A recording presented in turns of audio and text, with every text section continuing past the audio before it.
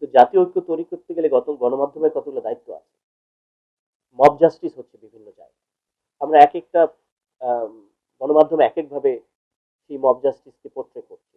রাজশাহী বিশ্ববিদ্যালয়ে যে ঘটনা, ছাত্রলীগ নেতা কর্মীদের উপরে আলাউদ্দিন আম্বার সহ কেউ কেউ হামলা করেছে, তারা বলছেন তারা ছাত্রলীগকে মেরেছেন, তারা কোনো মানুষকে মারেননি, ছাত্রলীগকে মেরেছেন।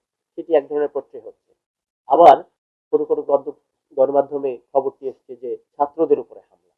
তো আসলে আমাদের এখানে কিভাবে আমরা জাতিকে তুলে ধরছি? রাসূলুল্লাহ সাল্লাল্লাহু আলাইহি সাল্লাম যখন তিনি মক্কা বিজয় করেছিলেন, তিনি কিন্তু সেখানে গিয়ে সাধারণ ক্ষমা ঘোষণা করেছেন। এখন এই সাধারণ ক্ষমায় কারা আসবে কারা আসবে না, সেটি হয়তো রাজনৈতিক বিতর্কটা অনেক বড়। তো আমরা যেন এই সত্যগুলো তুলে ধরি। পাশাপাশি যে অনেক অসংখ্য মিস ইনফরমেশন এবং ডিস ইনফরমেশন আছে। আগের ফ্যাসিজমের আমলে ডিস ইনফরমেশন বেশি হতো। ডিস ইনফরমেশন হলো যে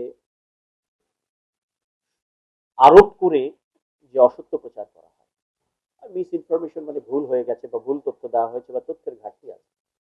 তো প্রচুর ডিস ইনফরমেশন কিন্তু এখনো হচ্ছে। ফটো কার্ডের নামে যে সন্ত্রাস হচ্ছে, একটা ক্যাপশন দেওয়া হচ্ছে যেটার সঙ্গে ভিডিওর কোনো মিল নাই।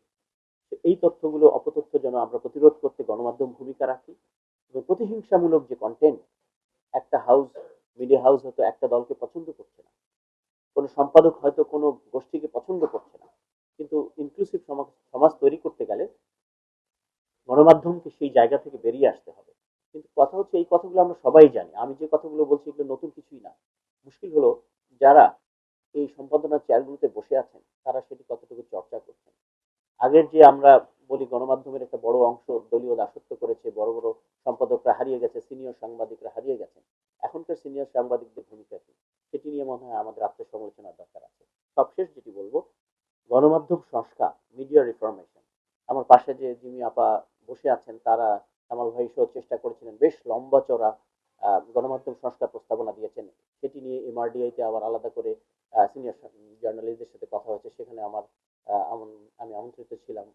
আমার কিছু মতামত দেওয়ার সুযোগ হয়েছিল। হতাশার বিষয় হচ্ছে সেই সংস্কার আসলে কয়টা বাস্তবায়ন হলো, খুবই হতাশাজনক।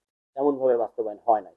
তাহলে রাষ্ট্রের যেই পয়সাগুলো খরচ করা হলো এই সংস্কার কমিশন গুলো করে, সেই জবাবদিহিতার জায়গাটা কোথায়? তো যাই আমাদের যে সংস্কারগুলো এই মুহূর্তে জরুরি, যে মালিকানার যে রাজনৈতিক প্রভাব কিংবা কর্পোরেট দুনিয়ার যে প্রভাব কিংবা কালো টাকার যে প্রভাব, সেই জায়গাতে আসলে গণমাধ্যম কতটা স্বাধীন হচ্ছে। আমাদের চ্যানেলের যে মালিক জনাব একে আজাদ, তিনি আহ, একটি সম্মেলনে বলেছিলেন যে তিনি তার প্রতিষ্ঠানের মুক্ত মত প্রকাশের সবচেয়ে বড় বাধা। তিনি এটি ইতিবাচক অর্থে অর্থে বলেছেন, কারণ তার উপরে আবার বাধা আছে ক্ষমতাসীন মহলে।